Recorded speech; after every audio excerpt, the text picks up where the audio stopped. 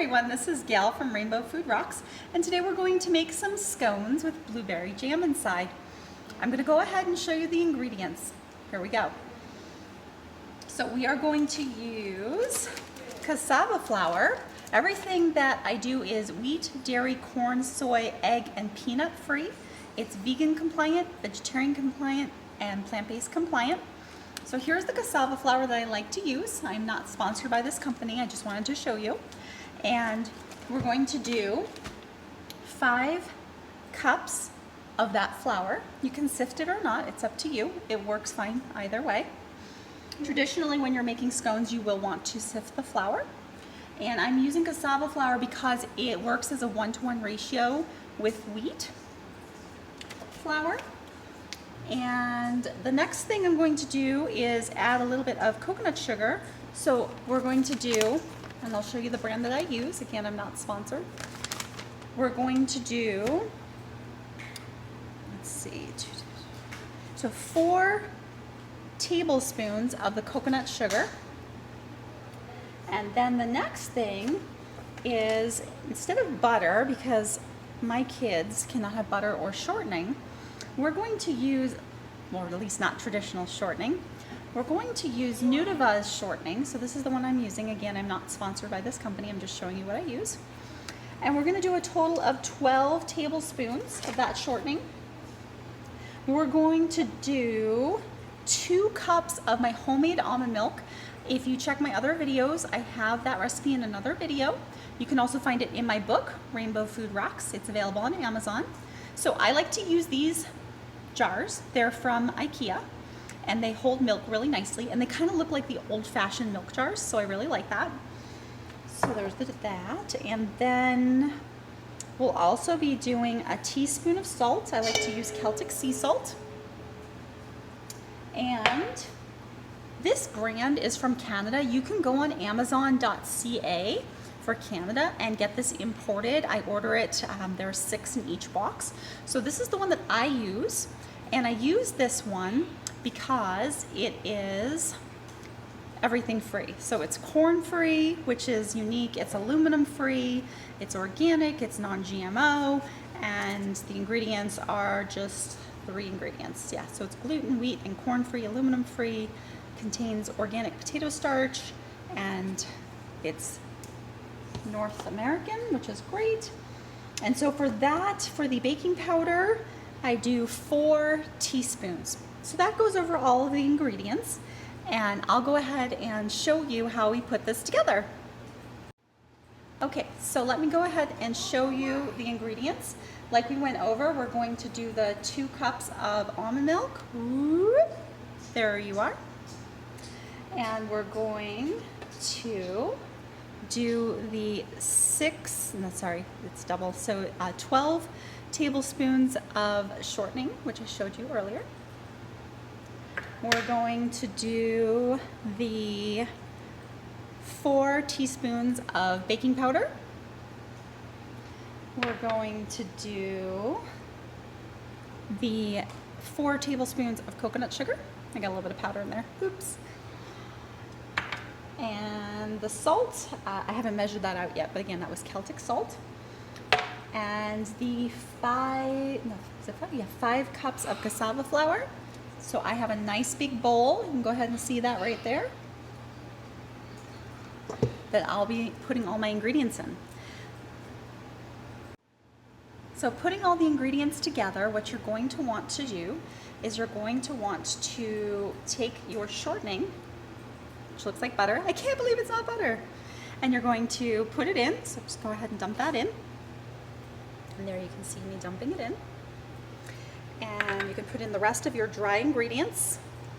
So you have here that, baking powder, coconut sugar, you can go ahead and see that.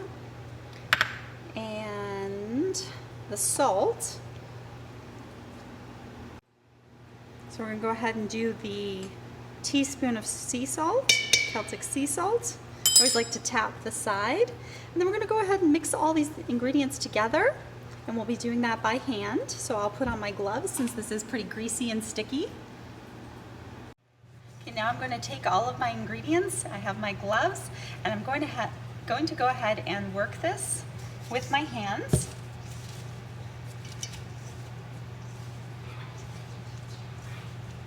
Once I feel that the shortening is mixed in really nicely, I'm going to go ahead and add my almond milk, which I showed you earlier. And again, that's from my book, which is Rainbow Food Rocks.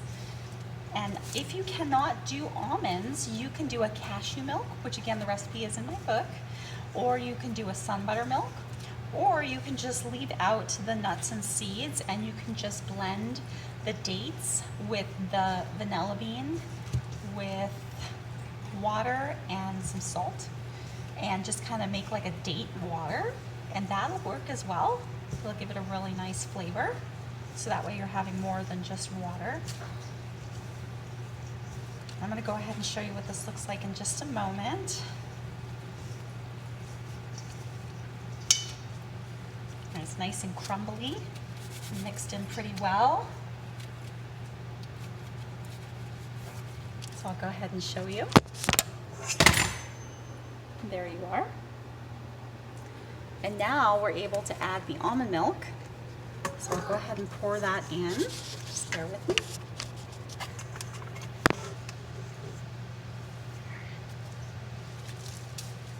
Remember, that was 2 cups of my homemade almond milk.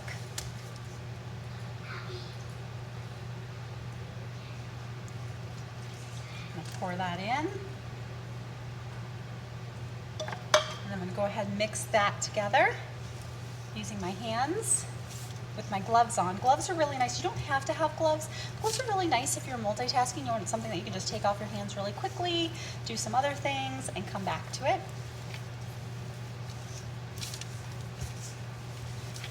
And after we get a really nice dough, and you might have to add some more cassava flour, just as a little note.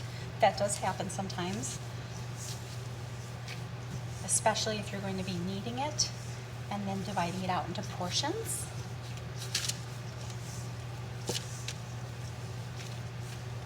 So I can tell right now that it's almost ready, but I could probably use a little bit of cassava flour. And what I like to do is actually take my cassava flour and line it on my parchment paper, or you could also use a cutting board, or if you have a clean surface, you can use a nice clean surface like a table or a counter. So right here I can see this a little bit too moist. I might have over measured a little bit with my almond milk, but that's okay. It's almost a little bit better that way because I can add more as I'm rolling it on the parchment paper. So I'll go ahead and show you this. So that's what it looks like for the dough. And the next part is going to be really fun. We're going to divide it in portions. So I'll show you that. Okay, as you can see here, I have rolled my dough and I've separated it into 3 separate portions. 1, 2, 3. And I'm going to go ahead and make them into domes and cut them with a butter knife. And then I'm going to place them on my tray, and those will be baked as scones. When they come out, I'll cut them in the middle and then we'll add some wild blueberry jam. And the jam I like to use, just so you know, is Fiordifrutta. So it's wild blueberry. And the reason why I like this, and no, I'm not sponsored, is because it's just wild blueberries, apple juice, and pectin, and it's all organic and it's all gluten-free. So I'll show you that one more time. Let's go ahead and cut these scones and put them in the oven. So as you can see here, I have dusted my 3 domes, and I'm going to go ahead and use a butter knife and cut them into scones. So the best way to do this is to cut them into 4ths. So I'm going to go ahead and cut, and I am actually working on a silicone mat. And this way I can just go ahead and put this right into the oven. And for cooking this, what you're going to want to do is preheat your oven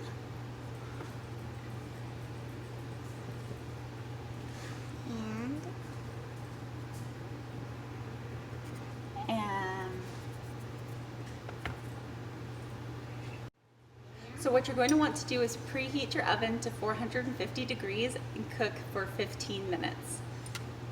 So I'm going to go ahead and separate these. You can use your butter knife to gently move them, or if you have a spatula. They should look like this. So this way when they bake, all you need to do is cut right here and fill them with nice jam. They are best when warm. If you're going to reheat, please use a toaster oven or your regular oven. That works best. And you can go ahead, since this is a silicone liner, and I know some people don't like silicone liners, you can use unbleached parchment paper as well. I just like this because I can do quite a bit on it. And you separate them out, and you don't have to be too fancy, just as long as they're separated enough to bake, as you can see there. If you want to make them all go in the same row, you can, or if you want to make them face all the same direction, you can.